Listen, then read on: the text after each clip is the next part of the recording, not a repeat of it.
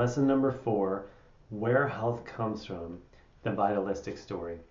So what I wanted to cover in today's lesson is really looking at what health means, and more importantly, where that even comes from. And it's kind of a funny thing to have to even talk about, but because of where we are in our time in history and our cultures and so on and so forth, we've really lost sight of, as a collective, where health comes from and what health means. So the bottom line is that health is really our natural state of being. Our body is designed to maintain its own health and to heal itself when needed, when that healing is necessary.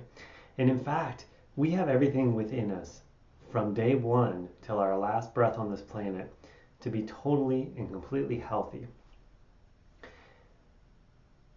When we begin, we're two cells, right? We're a sperm and an egg that come together, form one cell, and that multiplies and multiplies and multiplies. When that multiplication happens, it goes from 1 to 2 to 4 to 8 to 16 to 32, on and on, 64 and so forth. When we get to 16, when there are 16 cells, those 16 cells are undifferentiatable. That means that if you took any one of those cells and looked at it, used every chemical analysis, looked at it under a microscope, every possible test we have to determine and differentiate, meaning this cell is different than this cell, is different than this cell, is different than this cell. They are identical. There's no nervous system yet, there's no brain, there's no nothing. But somehow through the miracle of life, that 16 turns into 32, into 64, and then they start to differentiate. And the first thing that's formed is our neural streak, that turns into our brain and nervous system, so on and so forth.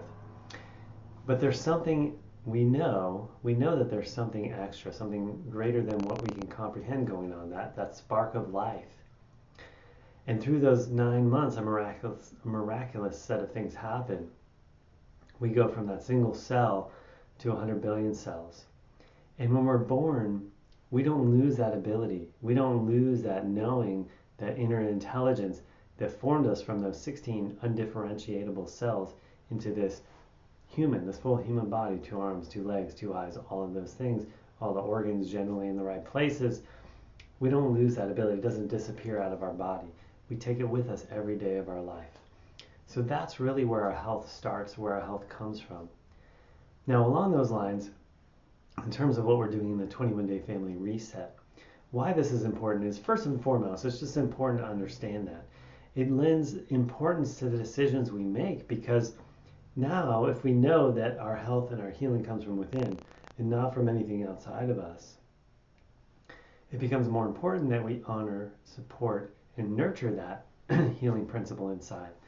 Because now, while I said on the one hand that we all have everything within us to be totally healthy for our entire lives, just by simple observation, looking around, clearly not everybody is expressing that. And really now, the vast majority of people aren't expressing that, meaning that full potential of health. So does that mean that they have less of that sort of healing, that life potential inside? Does that mean that they have less of that inner, healing potential? No, that's always at 100%. As long as, being alive indicates that we always have that full life, that spark of life. It's a binary thing. You either have it or you don't. You're either alive or you're not. But your expression of that life potential is what varies. And why that happens is basically through interference to that full expression of that full potential that you have within. So if you're not experiencing full health, that always is going to be, therefore, as a result of something interfering with that full expression. Now, on our focus in this program, we're really talking about food. And when we're talking about this natural healing principle and how food plays a part in that, because of our modern chemical food system, the biggest part that food plays, unfortunately, is often as a detriment or an interfering agent in this normal flow of our natural health principle. So we get to the point where we have to understand and start really taking accountability to the fact that every decision we make plays a part in that. The food we eat, this is a famous quote, but the food we eat is either our greatest medicine or our biggest detriment to our health. That's a paraphrase, but that's the idea. So every choice we make becomes more and more important. Whether you choose the donut or whether you choose the apple absolutely makes a difference in your expression of that natural health from within. So my goal for you and for all of us in this program is to really start making choices and decisions and then developing habits and lifestyle habits that will support you and support your kids and your families to eat in a way that supports that natural healing principle rather than interferes with this expression. Because here's the cool part. That healing principle, that spark of life, that inner knowing is not just what dictates the health or lack of health of our body, but it's intimately interwoven with our full expression of each of our individualities.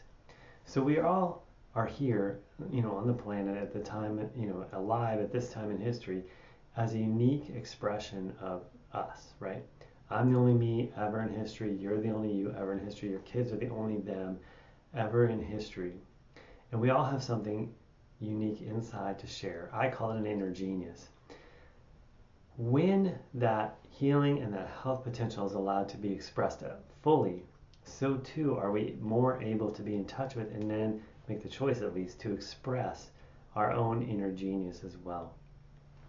That's a big part of why I do what I do, because I want to live in a world where everybody's expressing their inner genius, and I want my kids to grow up into a world where that happens, rather than the world that we're unfortunately on the road of right now with their generation of going downhill in their health. So it's time we really make a difference. It starts in the home. It starts with our daily habits. It starts with how we interact with ourselves, how we are the example for our kids to follow, how present we are, so then therefore how present they become, and how much we hook those things up with just the simple truth that our body's designed to be healthy, and the health comes from within, never from outside of us. All healing takes place from within our body. Every time we've ever had an injury or a sickness that we've healed from, that's always been from inside. All right, I hope that's helpful. It's basically a foundational, fundamental piece that everything builds upon. This whole first week and this whole first section is really about laying those foundations. Being present, being the example, and then really understanding where health comes from.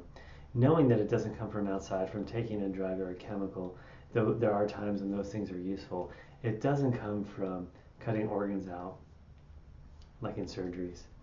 And it doesn't even come from eating food, except that every time we eat, we're either supporting that inner healing potential or we're working against it. So that's really why every time we make those decisions, it's so important what we're doing. Okay, you take care.